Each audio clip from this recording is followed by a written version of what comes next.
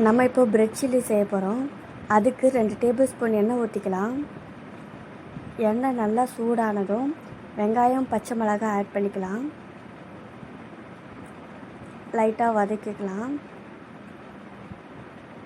தேவையான உப்பு போட்டு வதக்கிக்கலாம். ஒரு மீடியம் சைஸ் தக்காளி கட் பண்ணி போட்டுக்கிறேன். மிக்ஸ் பண்ணி விட்டுக்கலாம். மஞ்சள் தூள், மிளகாய் தூள், கரம் மசாலா போட்டு மிக்ஸ் பண்ணிக்கலாம். கொஞ்சமாக டொமேட்டோ சாஸ் ஊற்றிக்கலாம்.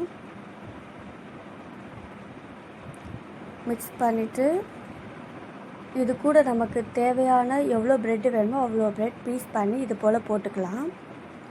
போட்டு நல்லா மிக்ஸ் பண்ணிக்கலாம். நம்மளோட சுவையான பிரெட் சில்லி ரெடி. உங்கள் ஃபேமிலிக்கு இதே போல் நீங்கள் செஞ்சு கொடுத்தீங்கன்னா அவங்களும் நல்லா விரும்பி சாப்பிடுவாங்க. நன்றி.